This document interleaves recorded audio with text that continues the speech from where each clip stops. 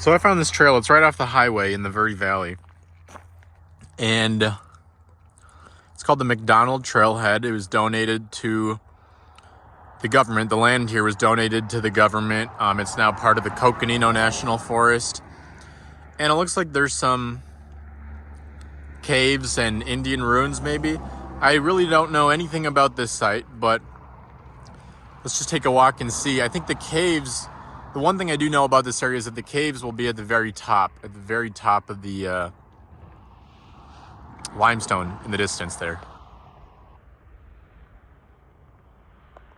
So it'll be quite the hike perhaps, but we'll see what we can see along the way. So the beginning of this trail so far has just been navigating some dry washes and then slowly ascending this little slope.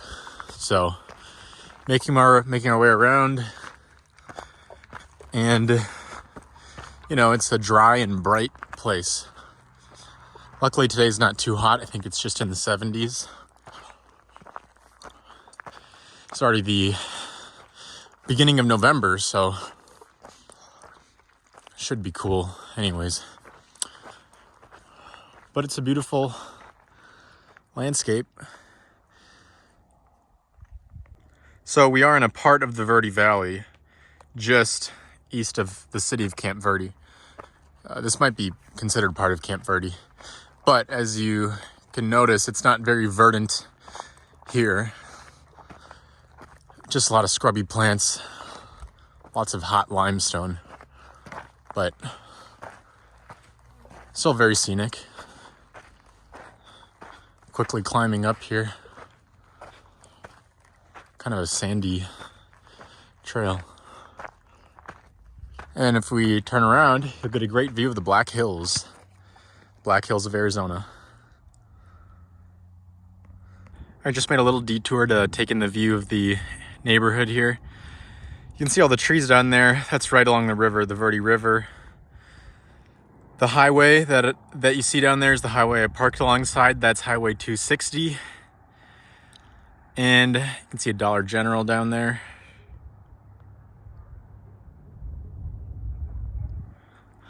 And a nice neighborhood. This is along the lower habitated stretches of the Verde Valley, the lower end of the habitated part of the Verde Valley. But certainly very pretty, and you can see some of the caves up there. Or maybe you can't, but they're up there, so that's the goal. I would not recommend this trail in the middle of the day in the summertime because there is just about no shade along this trail. Although when you get to the caves, then you know there's shade, obviously. But still, it'd be really hot. If you can see, there's a dark haze on the horizon. We're not in the thick of it, but nearby there's quite a few prescribed fires, and they're sending out a lot of smoke. Here's an example of a desert wash, a very skinny one, cutting deeper and deeper. The trail runs right alongside it.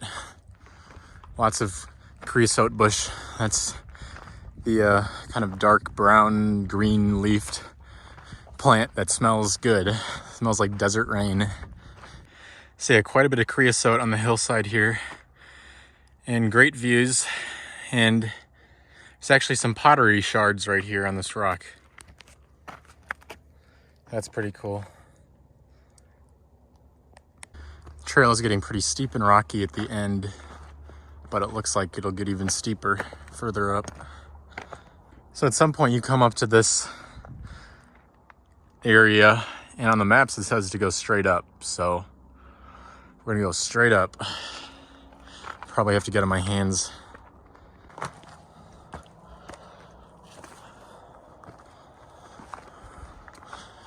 Yeah, it is pretty steep here. But we're almost there. It's really not that long of a hike. And it does look like some of the walls of the cave have been constructed, so looks like bricks almost. That's a sign of human habitation at one point, human construction. gonna be a lot harder to get down, but we're almost there, almost at the top. All right, so this is basically the top.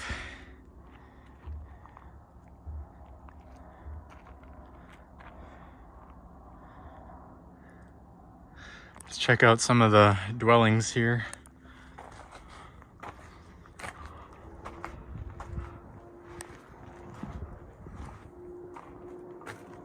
Well, this is really cool. Look at these little remnants.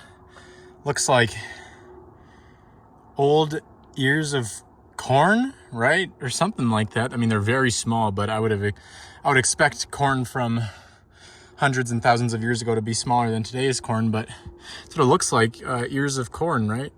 Very cool. Along with pottery shards, just in a little cubby here. So there's little rooms all over. You can assume that the black ceiling is from smoke from fires long, long ago. It's kind of amazing though that these ancient dwellings appear right over the modern development.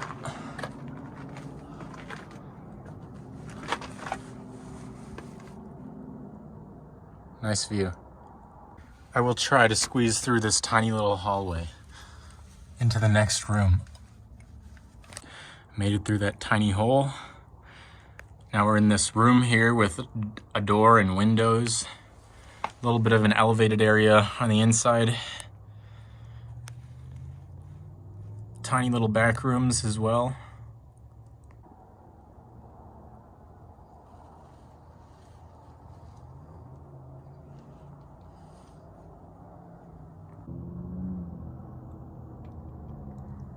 So those walls are definitely constructed. They look totally constructed. Let's go over there now. Okay, let's go into this other room. It's much bigger.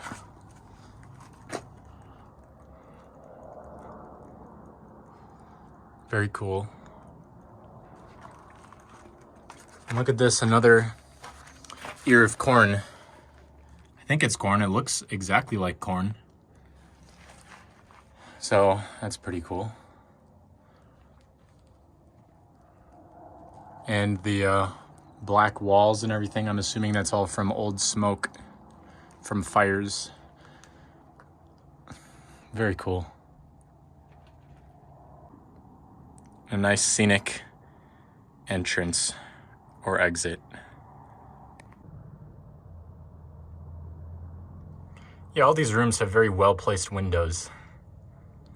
And so I'm back down underneath the dwellings. I'm gonna walk along the wall here and see what else I can find.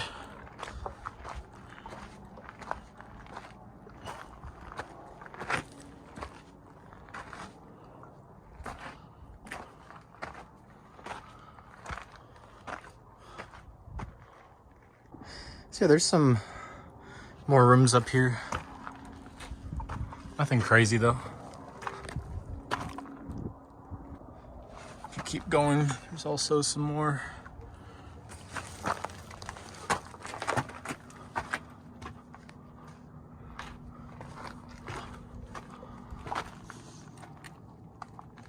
Interesting holes in the floor of the room.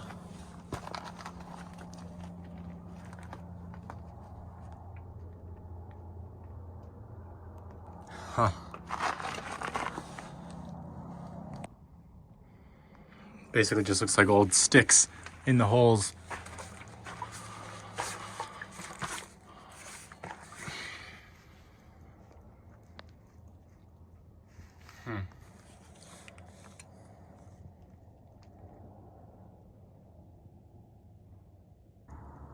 Definitely good habitat for rats and snakes.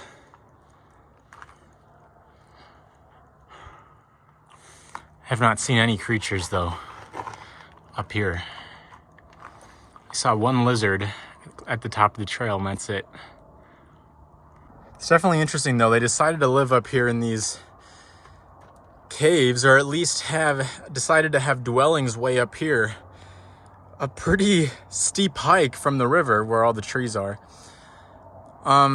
So you wonder why, you know, maybe out of self-defense or to hide, or I guess it's kind of hard to say. Could be a lot of different reasons. Maybe they wanted the coolness and the coolness of the shade, but the dryness of the desert landscape up here. I don't know.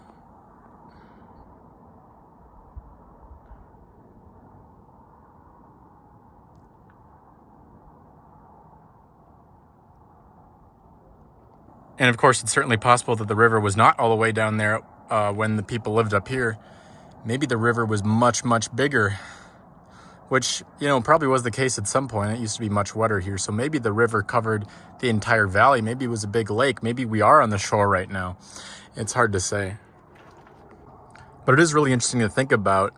The only reason why these dwellings still exist, why they're preserved up here, is because they're not in the path of modern development. The modern development is all along the river down there. All those neighborhoods, that's right next to the Verde River.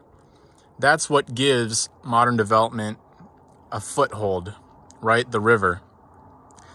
But imagine if the ancient dwellings, which I'm sure there were, but imagine if there were some dwellings down there by the river, they probably would have been destroyed a long time ago, accidentally or on purpose. But up here, they're protected. Nobody's going to be building a neighborhood on these steep cliffs. I don't know. It's just interesting to think about that. The fact that these dwellings are located right here means that they've been preserved. So it is interesting. I mean, you would think, because in the modern day, you know, people want to live next to the river. There's shade, there's more water, it's just easier, it's flatter. So again, why did these people live up here? I don't know. Either they were trying to escape something, or the water was actually up here. It was not all the way down there. I'm sure there's something online or in the literature that you could read about, but it's a pretty interesting question to ask.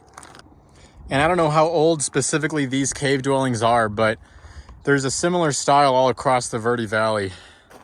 These types of hand-dug caves, they're called cavates. And in the sites I know about in other parts of the Verde Valley, I know them to be thousands and thousands and thousands of years old, you know, since before the year zero. So I would assume these are similarly old, but I'm not sure. These are a little hidden, but there's actually some bigger rooms off to the side.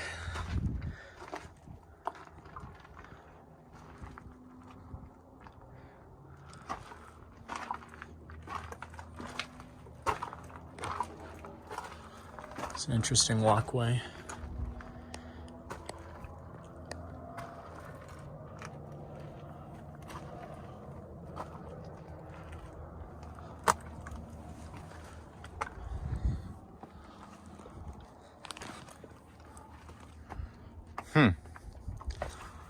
Huh, interesting. Keeping an eye out for snakes and stuff. It's almost like a little slot canyon right here. It's more difficult to walk down there though. I mean, clearly plenty of rodents live in the cracks and crevices of the rocks here. It is nice and cool. Ugh.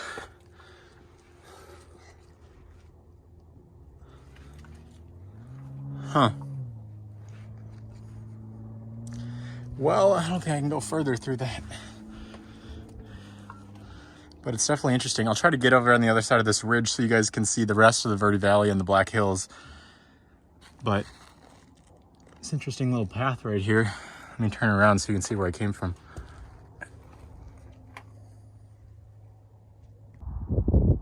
All right, that's the crack I just emerged out of.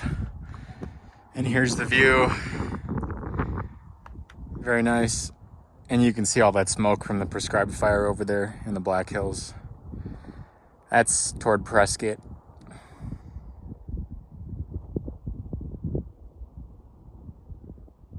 So it's kind of hard to see, but in the very back, those are the San Francisco peaks near Flagstaff. And then in the sort of middle ground, that's Sedona, the Red Rocks of Sedona.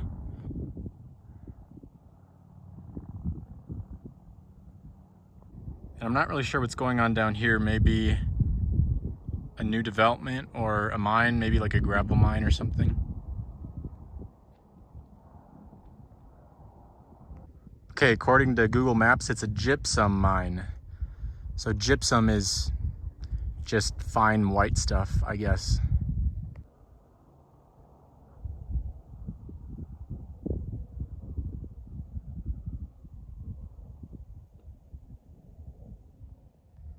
Okay, so the river down there I've been referring to as the Verde River. That's actually West Clear Creek. So I was referring to it incorrectly, but this is very close to where they join together. So West Clear Creek enters the Verde River probably only like a couple miles downstream of this spot. Everything looks so brown this time of year, but then again, it's the desert, so it looks brown for most of the year. Anyways, I'm heading down now, so I'm gonna slowly but surely make my way down this rocky limestone knoll. And I'll let you guys know if I see anything interesting on the way down.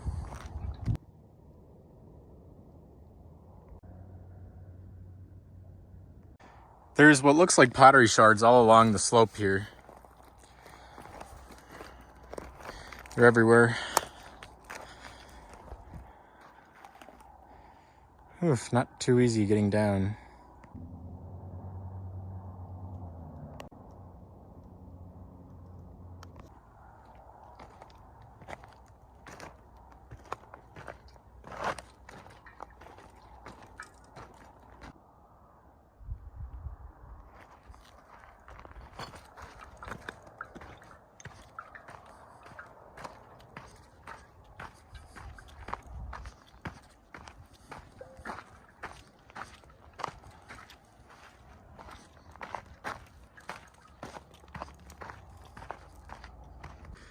We're just finishing up the trail now. Overall, I think it's a nice little trail. Not the most impressive cave dwellings by any means, but still very cool. And it's right off the highway, so if you ever find yourself driving along Highway 260 in this very specific part of Camp Verde, then you can pull over and take the trail to the top, get the blood moving, and trail's pretty easy to follow in general. But again, it gets pretty steep and rocky toward the top. And here's that desert wash I was talking about at the beginning of the trail.